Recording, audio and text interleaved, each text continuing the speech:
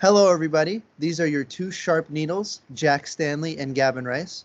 And today we are going to be talking a little bit less about music, but more about spoken word records. And Jack has an example for us that I think he'd like to show us after talking about it a little bit. Well, how are you? Good to see you. Good to see you, Jack. And yes, spoken word. That was the idea right from the beginning with Edison. He was sitting there saying he wanted to capture the voices of our Gladstones, of our great poets, our great politicians, our great speakers. And in time, that has become the case. And right from the very, very beginning, Edison went on the hunt for lots of various individuals, which were done in England, which we talked about previously. But what about spoken word here in the United States? What was done? Where was it done? And what were the individuals that were involved? Well, I guess we can easily say that politicians liked the idea of sound recording, but not right away. It took a while. In fact, what we had and what is caused tons of controversy, and I have been in countless arguments with people, were recreations.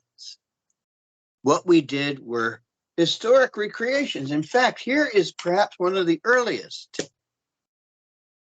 I've had this in my collection for many, many years. This is a Berliner. It's a very early Berliner. And it's a recreation of George Washington going through Boston in 1775. Now, I guarantee it is not Washington. I promise you, as I've had to tell everybody else, it's not McKinley, it's not Garfield, it's not blah, blah, blah. This is a recreation done in 1895. That's a really very early representation of a spoken word recording. And basically, it's a recreation of an event and recreating historic events. There were recordings made of Lincoln at Gettysburg and Washington's farewell address, and so on and so forth. But the thing is that right away, nothing much happened until we get into the 20th century, to be exact, and in the field of commercial recording. Pardon me as I just move stuff around here. I found all kinds of fun things to share with you. Now, of course, as I just mentioned to you, I have had countless discussions and arguments, sometimes rather heated with individuals who say you're totally wrong, pertaining to political recordings. And I have always looked at comics, as cartoons, as a wonderful window into history. Because when an event does take place, there's usually a cartoon made about it. And so I came armed to the teeth with the Review of Reviews of 1908. And what do we have here? And I want to share this with you. Is this cartoon. What have we here? It says for the first time, the candidates are making recordings. 1908. There we are. What does that say right there? His master's voice. Let me see. I have to turn it over. One says a Taft record, and the other says a Bryan record, which is the case. That was all in 1908. It was the first time, and it says here, for the first time in history, the campaigning two principal political parties are making practical use of the phonograph for the first time. Unbelievable. And it took. And these were the first commercial recordings. Right. However, there were recordings made of Bryan's Cross of Gold speech in 1896, which he didn't record. He did in 1922-23, he did. But in 1896, he did not, but there were recreations of it. There were recreations of McKinley's front porch speeches, and even an erroneous statement of Cleveland speaking, which isn't even Cleveland. It's actually Bryan's Cross of Gold speech that they say is Cleveland, which is. Now, here's an example of one of those first recordings from 1908. And it's on a very interesting subject. He's the first president to talk about African Americans on record. This is really an important recording by William Howard Taft in 1908, and basically deals with his talk. Is that coming in straight? Yeah, it looks. I can read it. It's the now it's blurry, but it came in just good. You have to get your face in the shot at the same time. It was the rights in progress. Kind of backwards. Yeah, there you go. The rights in progress of the Negro. For you? Yep, it looks good to me. Okay, it's not backwards, right? No, not backwards. Okay, because I'm getting it backwards here. Strange. It looks good to me. It'll be cool. Regular on camera. Now, here's some other stuff here. It's really kind of fascinating. As time went on, everybody said, hey, this is a pretty damn good idea. And everyone started making records.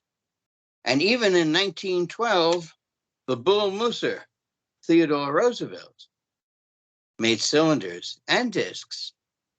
This is an Edison cylinder, but this is a really special one because I have a note inside here. This was the recording of Theodore Roosevelt that was used in the recording of Gerald Ford. And this was the 26th president who spoke to the 38th. Wow. And which is really kind of cool. Very special because the only other president who made cylinders after Roosevelt was Gerald Ford. Exactly. Yeah. And what is very fascinating as well with good old Theodore, I sent another recording like this on the space shuttle. And Theodore went to space because I figured he did everything else. He should be up in space. He should be up in space, exactly. Yeah, why not? Why not? Now, other recordings. Here's an individual we're going to be honoring the 100th anniversary of his death next month, Warren G. Harding. And this is his recording. And it wasn't just in the United States, in Europe as well.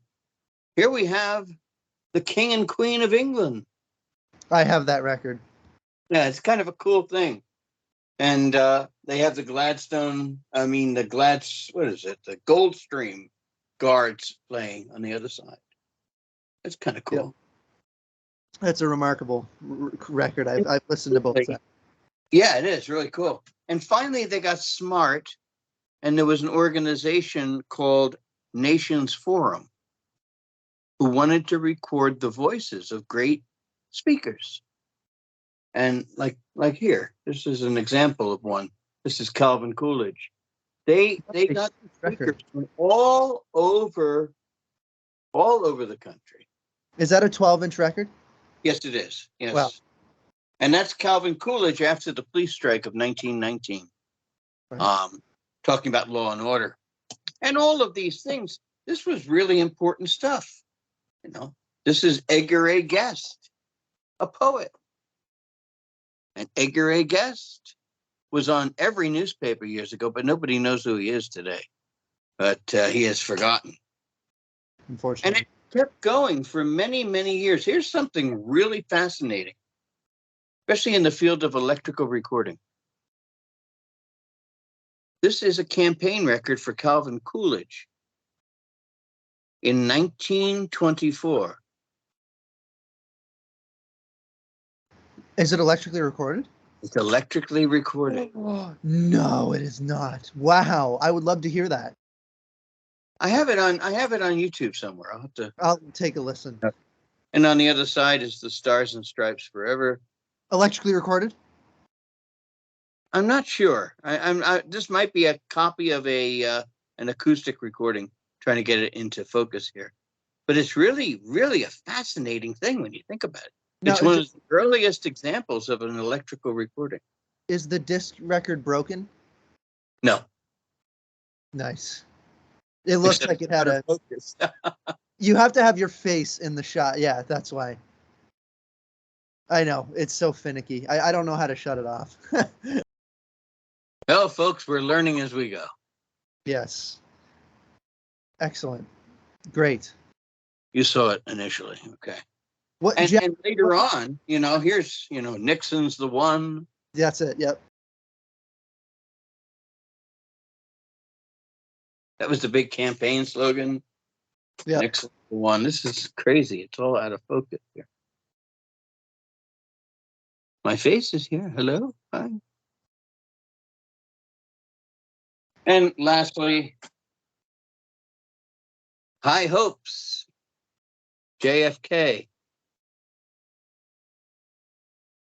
Wow, Maybe. JFK. There it is. High Hopes. You got to have your face in the shot. And that was sung by Frank Sinatra. Wow. And all of these things, this is all spoken word, became so vitally important in the field of recording. I mean, there's so much about it, and I've been babbling here, so please, you talk some. I was just going to mention, let's go back to the first words or the first thing ever recorded by Thomas Edison and his lab rats. Number one, Mary had a little lamb, its fleece was white as snow, and everywhere that Mary went, the lamb was sure to go. Ha, ha, ha. Infamous first recording, famous, everybody knows that. But of course, many other things were recorded. I believe Wyatt Marcus and I were mentioning that he actually gained access to many Berliner test recordings from the early 1890s. And I believe one of the first ever Berliner disc recordings was of him and his son talking. Cool. Which is really interesting. So, and of course we all know, do I bring this up? We all know the most famous speaking recording artist, Cal Stewart, and Uncle Josh. Everywhere you go to any antique shop, I found a cylinder. Oh, I can't wait for it to be the Laughing Song by George W. Johnson, and it's Cal Stewart. It's Uncle Josh. He was amazingly popular. He was, because for the first time in the United States, you could now hear what a rube sounded like. Because someone from the north in New York City would generally have no idea how someone from Arkansas talked back in 1908, 1909, whatever, unless they traveled down there for some reason. So it was comedic, and we actually do this similarly. I was just thinking about this. I was just imagining how strange that must have been, back then. But Larry the Cable Guy, have you heard of him, Jack? Yeah, I know. That he is our Cal Stewart, being Uncle Josh, because I don't even think he's from the South. He just is impersonating a Southern cable guy doing reckless things, and we find it entertaining. That's what they did back then. I would be fascinated to hear what Cal Stewart's real voice was like. There are no recordings of it, I believe. I'm not sure. I'm sure he was very careful. Yes, very careful to preserve that image. Case in point, there's a lot of great performers who never recorded at all. Got a lot of great speakers. Joseph Jefferson, and I forgot to pull his records out. I have a couple of his Columbias that he made in 1903. He was one of the greatest actors of the 19th century, close friends with Edwin Booth, and was the head of the Players Club for many years in New York. But he was from Philadelphia. But he performed everywhere and actually made recordings just shortly before his death, because he died in 1905. But if you think about this, one of his best friends was Samuel Clemens. And Samuel Clemens, of course, his pen name is Mark Twain. And we don't have a single recording of Mark Twain. We don't know what he sounded like exactly. I know there's an actor, I think his name was Gilbert or something like that, who was impersonating Twain as he recalled him. But we really don't know what Mark Twain sounds like. I guess we can kind of say he sounds more or less as he's been portrayed now, because we had lots of people who imitated him, some who made a career out of it. And Mark Twain is as they make him, but we'll never truly know. True.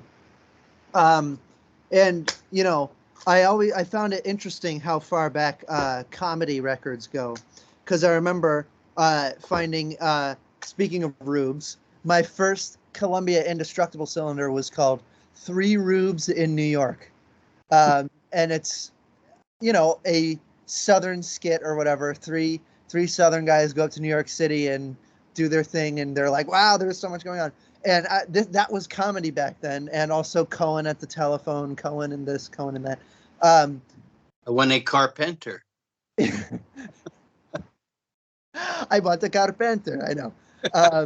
I didn't realize that. I knew that comedy records existed back then, but even my mom told me how she listened to comedy records, and they were LPs in the 1970s. And it was so funny how long. George Carlin, the 7 words you can't say on television. I'm not going to say them here. Yeah, I know that one. It's really interesting how far back comedy records go. Well, and even the first Thomas Edison saying "ha ha ha." I'm kidding. Oh yeah. Well, he had a couple of other ones that he did. What was it? Mary had a little lamb. She also had her bear. I've seen Mary's lamb before, but I've never seen her bear. Yeah. And that was pretty risque for Victorian age. Yes, it was. But something you mentioned to me about rubes, and rubes were a big part of entertainment years ago. When Reuben Comes to Town and all those songs. But think of George M. Cohan, who wrote the song Only 45 Minutes from Broadway. Only 45 minutes from Broadway. And think of the changes it brings. They have whiskers like hay. And imagine Broadway is only 45 minutes from here. Thinking of all the rubes up there. What a swell bunch of Reubens. What a J atmosphere. That's a totally different world we don't even understand anymore. But fortunately, through the medium of sound recording, we have it. In fact, Wyatt has this recording here. Talk about unique recordings.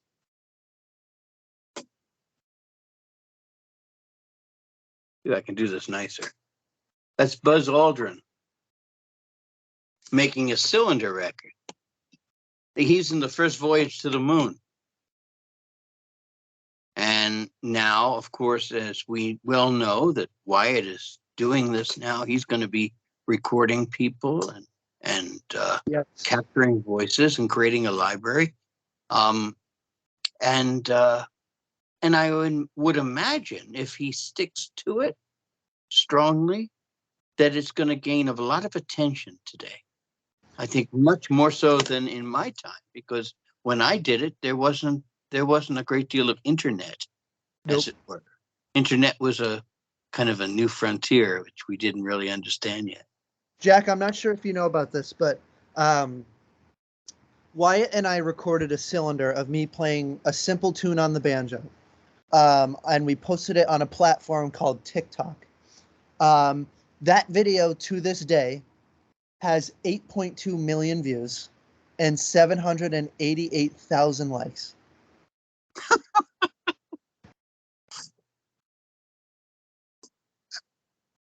Nothing against your playing, but I guess it's so unique.